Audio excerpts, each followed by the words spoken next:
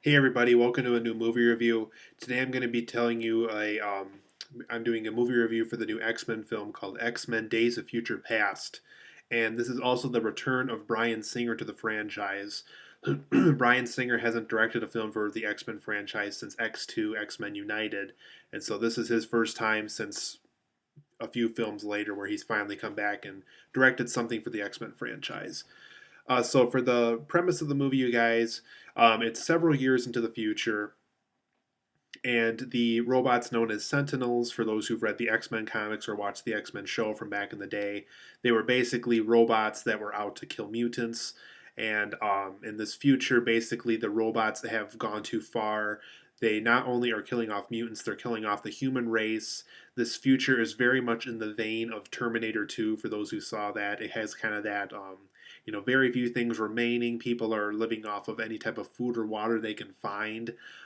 Mutants are either hiding underground or always hiding indoors away from the Sentinels in hopes that the Sentinels will not find them, because basically the Sentinels are immune to mutants' powers, and they basically can't, the mutants can't take them down. So what they do is, out of desperation, the mutants are trying to do everything that they can to basically find a way to get humanity back and to basically find a way to not have these Sentinels kill off their entire race. So they track down a mutant who's played by Ellen Page, who has the ability to transfer people's conscience back into their younger selves. And they can basically take control of their younger self in that time period and do what they wish.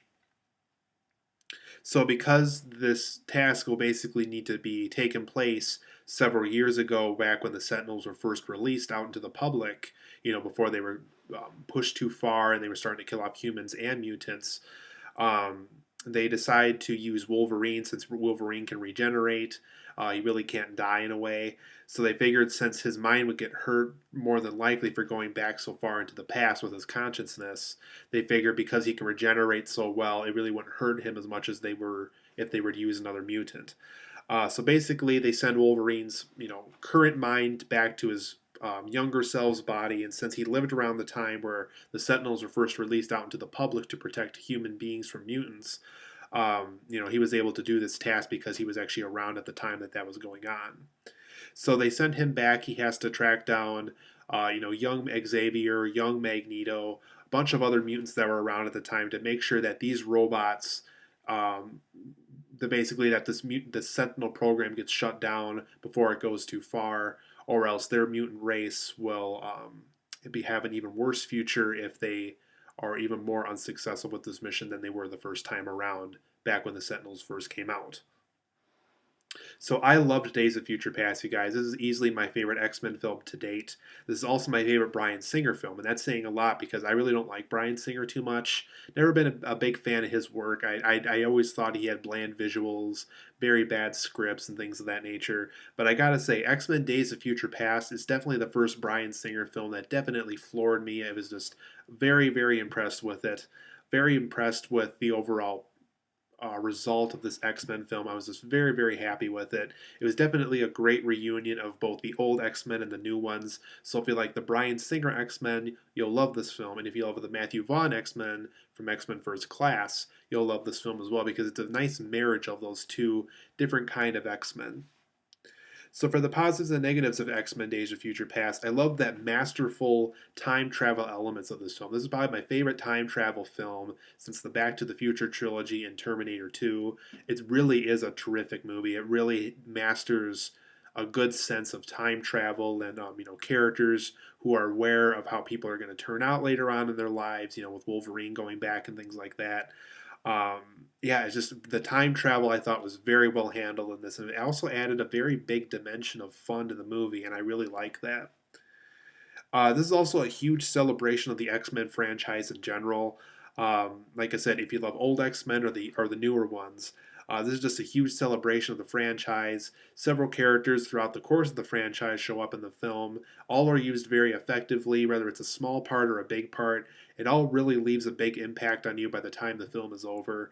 I just love that celebration of the franchise and its accomplishments, and it definitely erased any type of bad memory you had about X-Men 3 or X-Men Origins Wolverine, since I know a lot of people didn't like those ones, including myself.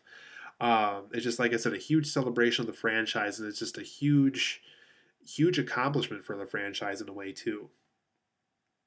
Like I was saying before, this is definitely a great film for those who loved both the Bryan Singer X Men and the Matthew Vaughn X Men. So if you loved either version or just one or the other, you'll be happy either way because Days of Future Past is very respectable to both visions of the X Men franchise, or both both visions of both kind of worlds for the X Men franchise. Great performances all around. I was impressed with everybody's performance in this film. Patrick Stewart, Ian McKellen, Hugh Jackman, Jennifer Lawrence, James McAvoy, Halle Berry, Ellen Page. Everybody did a terrific job in this film, and they all, like I said, they all were given great things to do, even if it was Iceman or Warpath or a bunch of other new mutants who were introduced in this too. Each of them I thought were used very effectively, whether they're used to fight off Sentinels while Wolverine's in the past, or they're in the past working with Wolverines to get the Sentinels stopped, or are they trying to stop something historically since the JFK assassination and Richard Nixon's election all play a huge historical factor to this story, and they all, like I said, almost every mutant in this film gets something very awesome, very interesting to do, and I absolutely love that about this movie. And like I said, great performances overall, not a single bad performance in this movie. I like the unique history incorporation moments of this film. There's a lot of scenes in here where you're watching it, and they really give you the impression that you're back in time with these characters. Like we're not watching something in 2014. We really feel like we're watching something that's really going on in the 60s and 70s in this movie, and it really works. I thought. I also liked how people at the time really were reacting as if they did see the mutant for the first time, and it was just a very realistic, very accurate take on how people would view that kind of thing back at the time. And like I said, it just really incorporated this believable sense of the JFK assassination going on and Richard Nixon being president and things like that. All of that felt very believable. I also love the script of this movie. I know Matthew Vaughn, who directed X Men First Class and the first Kick Ass film, got involved with the writing of this movie, and it's terrific. I know there was a few other writers involved, but you could definitely tell Matthew Vaughn had um, probably a huge intake on how the film turned out because he really delivered a great script with this film. That may be why Bryan Singer's made such a great film because he has such a terrific script to work with and a terrific CGI team to really bring these visuals to life. And I was just very impressed with the writing of this film.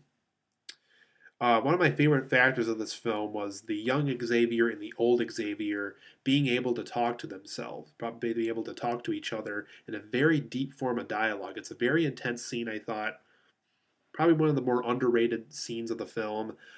Just seeing young Xavier knowing what he has to do, understanding why Wolverine is there, and older Xavier telling him how he feels and how he understands the situation that he currently is in life, and how he can't let that get on to him. He has to get out of it and really put his head in the game again and really help out these mutants, stop these Sentinels, or else everybody's gonna die. And just the dialogue of that scene is very deep. You really got the impression that young Xavier had a lot of pain and suffering going on in his life, and the older Xavier really wanted human beings and the mutants to be happy again and to really live in a world where both sides can be accepting of each other and to get these robots out of the way because they're going to just destroy everything. Nothing's going to be left. And like I said, it's a very deep scene. If you ever see this film or if you're going to watch this film later on, really watch that scene carefully. It's a very well acted, well written scene, I thought, and a very well lit scene, I would say, with all the great lighting and scenery that was used for the scene as well. And I love how this film makes the entire franchise connect. It really does. It really makes X Men 1, 2, 3, 4, 5, 6, and this one really tie in well together. Like I said, if you hated X Men 3 and if you hated X Men Origins Wolverine, there's a lot of things that this film does that helps you erase those things from your memory, kind of erases those films from the timeline in a way, too, since it is a time travel film that definitely it manipulates things from ever happening in a way too, so that also helps you from erasing those not so good films from your memory. So, um, yeah, just the way they handled all that was very, very well done, I thought. My one and only complaint with the film, and my one and only negative of the film, is that there was some script conveniences just for easy conflict.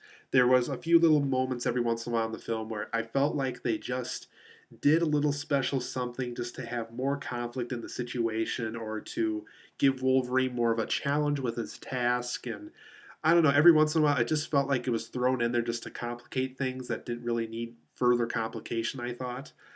Just a little minor nitpick, but if I did have a nitpick about the film, that would be it. Just those few little conveniences every once in a while, just to add a little bit more conflict. To be honest, that really didn't need to be there because there already was enough conflict. They had to stop the Sentinels. They had to um, prevent certain people from doing certain things in the past. And I just felt like there was a few little things they just threw in there just to complicate things further. And to be honest, it kind of bothered me after a while. Just like I didn't need all the little extra conflicts going on just to make the scene enjoyable because I already was floored and wowed by what I was looking at. So I didn't need those extra convenient conflicts to further appreciate what was going on. But overall, guys, I give X Men Days of Future Past a 9.5 out of 10. I really do think it's one of the best films of the year so far, and possibly will be on my top 10 of best of the year, unless we get some really, really groundbreaking films throughout the course of the year. But I really do think if you love X Men, if you love the superhero genre, or just stories about mutants, or science fiction, or time travel, Days of Future Past is very much worth checking out. I really think it's a terrific film. I hope to rewatch it again several times on Blu-ray and DVD. And for those who are, like I said, who are fans of the X-Men franchise, I really think you're going to love this film as well. So 9.5 out of 10 for me. I love this film. Expect me to place this on my top 10 best of the year once that happens for 2014. And I will see you guys here for future videos.